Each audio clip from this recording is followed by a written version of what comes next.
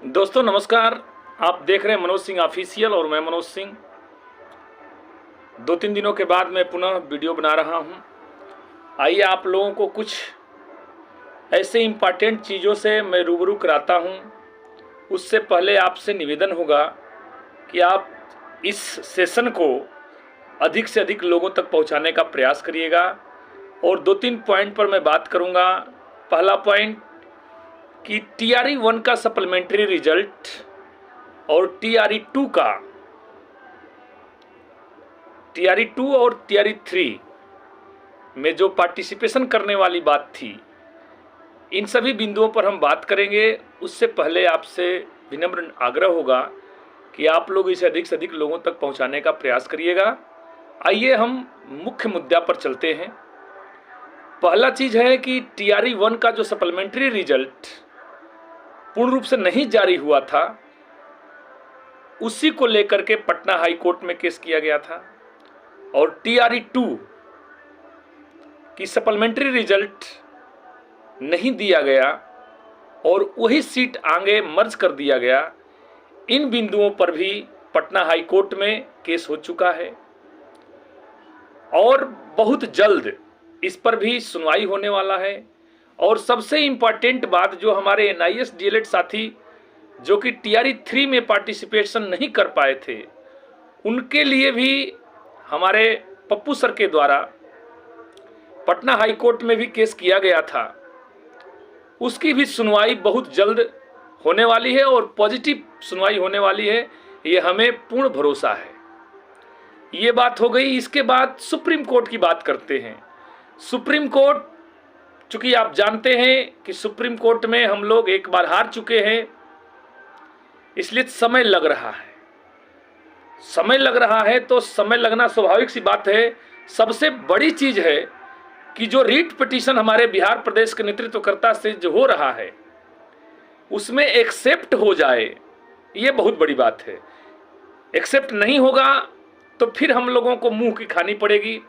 इसलिए सबसे मुख्य मुद्दा है कि किसी तरह से हम लोगों का रीट पिटीशन एक्सेप्ट हो जाए और एक्सेप्ट होने के बाद हम लोगों का जो सीनियर वकील, जिसे हम लोग कह रहे हैं कपिल सिब्बल सर को भी उतरना बहुत ज़रूरी है। तो इसमें थोड़ा सा टाइमिंग लग रहा है, तो टाइमिंग लगना स्वाभाविक सी बात है। टाइमिंग लगेगा, आप लोग नर्वस नहीं होइए। क्योंकि देखिए, इलाहाबाद हाई कोर्ट में जब गजट के लिए हम लोग किए तो उसमें क्या हुआ कि हम लोगों का जो सिस्टम था, जिस सिस्टम से हम लोग गए थे, वो सिस्टम को ही नकार दिया गया कि भाई ये प्रोसेस ठीक नहीं है। फिर भी हमारे कार्तिक सर के द्वारा, बोहरा सर के द्वारा पुनः एक बार फ्रेश रीट लगाया जाएगा गजट के लिए। और इससे पहले आपको जानकारी है कि दिल्ली हाई कोर्ट में भी गजट संबंधी केस हो चुका है। तो कहने का मतलब है कि जितने भी हमारे अभ्यर्थी साथी हैं, थोड़ा सा धैर्यता तो बनाना ही पड़ेगा। यदि आप धैर्यता नहीं बनाएंगे तो BED बनाम BTC का हाल हो जाएगा। क्योंकि जब BED और BTC का जब मुद्दा आया और उसमें BED को हार हुआ, तो बिना रणनीति बनाए, बिना सोचे समझे वो लोग बार बार केस करते गए, बार बार जो है डिसमिस होते गए, डिस्पोज होते गए। तो वो हम लोगों को नहीं करना है। इसलिए आपसे निवेदन है कि गजट भी प्रकाशन होगा और हम लोगों का NIS वैलिड भी होगा, लेकिन थोड़ा सा समय लगेगा। क्योंकि देखिए, बनने में तो टाइम लगता है, बिगड़ने में समय नहीं लगता है। और हम लोगों का काम एक बार बिगड़ चुका है। इसलिए सभी साथियों से मैं एक आशा और विश्वास दिलाता हूं कि आप लोग थोड़ा सा ठहरने का प्रयास करिए।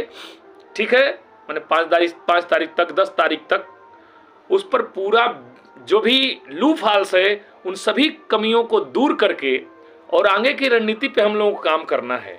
ठीक है। और दूसरी प्रॉब्लम आ रही है, जैसे बहुत से लोग हमें भी फ़ोन करते हैं कि भाई किसके खाते में पैसा डाला जाए। क्योंकि ये भी एक बहुत बड़ी समस्या है कि अभ्यर्थी समझ नहीं पा रहे हैं कि कहाँ हम दें, किसको दें, नहीं दें। भाई हमारे पैसे का यूज सही हो रहा है कि मिस यूज हो रहा है। इन सभी बिंदुओं पर भी बहुत चर्चाएं हो रही हैं।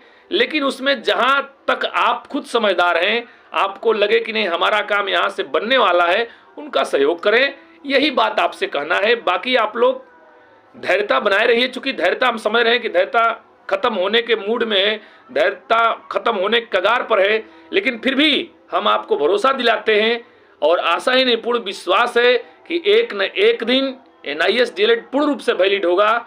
और जब उस समय जब वैलिड हो जाएगा, इसके बाद कोई उसको हिला नहीं सकता है, डिगा नहीं सकता है, ना हटा सकता है।